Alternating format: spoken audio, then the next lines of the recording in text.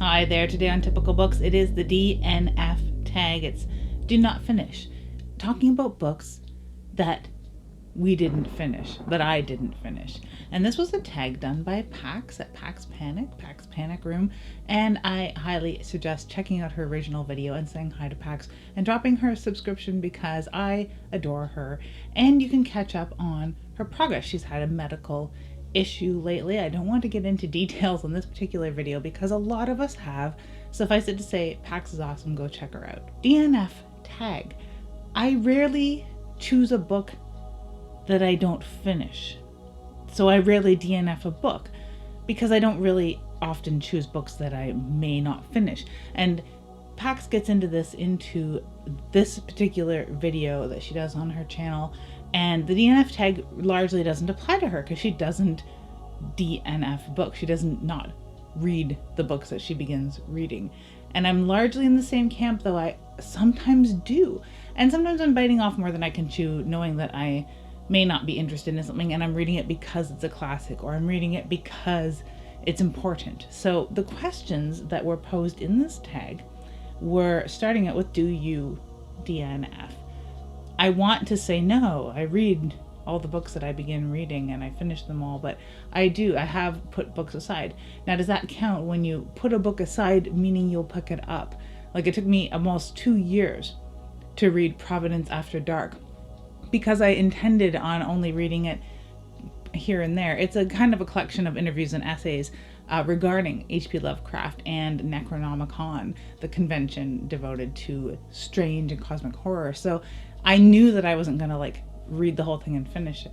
So does that count? But yeah, I DNF books because sometimes I had a hard time getting into The Sorrows of Young Werther. It's on my shelf. I'm going to pick it up someday. So is that a DNF? For now, yeah, I guess. Question 2 is, if you DNF a book, does it count towards your books read for the month? No, it just doesn't. Question 3 is there a difference between DNF and just putting it down for a bit? Wow, I should have read the questions ahead, right? Yeah, there is a difference, but does it really count as did not finish? I think that this kind of is tied into, did you announce that you're going to read it? Did you get really excited? Are there people waiting for you to review this book? All of those questions sort of play here, right? So no, it doesn't count in your monthly totals. And yes, you can put a book down and have it counted as a book you're still reading. You can still read books for years. I am living proof of that. Question 4, what popular book did you DNF? Most lately it was Manhunt. That book just wasn't for me. Maybe someday, if I had nothing else to read and were laid up or something, maybe I would read it, but so far it's just not for me. So very popular book.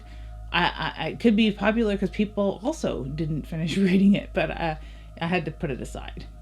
Number 5, what book do you wish you DNF'd? I don't know. I'm pretty proud of all the books I've ever read, and I'd want to go back and back and back into my horror reading history. I like everything that I've ever read, and even if it was a chore, I don't wish I didn't read it. That's just an absurd thing to me. Maybe I wish I hadn't finished reading the Iliad as a child, because now in my mind I feel like I've read it, but I was a child. So there, the Iliad. I sort of skimmed through the Count of Monte Cristo when I was way too young to really appreciate it too. So in my mind, I always feel like I've read it, but I know I really haven't. Number 6, do you ever reattempt to read a DNF? Has this ever been successful for you? Yes, Wuthering Heights. The first 2 times I picked it up, it was not for me. And the 3rd time I picked it up, it became one of my favorite books. I really, really enjoy Wuthering Heights a lot. So yeah, that's one right there off the top of my head. There's probably others, all sorts of others. Number 7, what do you do with books you DNF? They mostly adorn my shelves. I do bring books to Black Squirrel Books, or there is a local Salvation Army nearby, and there's a St. Vincent de Paul nearby. I used to bring books to Allison the Bookman at my hometown. So yeah, I do bring books in places to trade in and typically pick up more books. Question 8, do you choose less risky books because of your stance on DNF?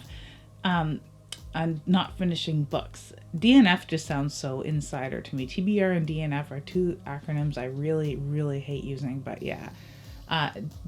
My stance. I don't really have a stance. I typically pick a book because I want to read it, or there's something in the description that entices me. Sometimes a book turns out to be something other than what is described in the summary, and for the most part, I'm okay with that. It's about the journey, right? And discovering new books. So no, I don't choose less risky titles because of my stance on not finishing them.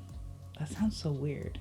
And question 9 is to tag buddies. So hey buddy, anyone watching can feel free to do this tag. Even if you don't have a booktube channel or podcast or blog, you can feel free to respond right here in the comments. So yeah, do you not finish reading books you start? Are you a chronic DNFer?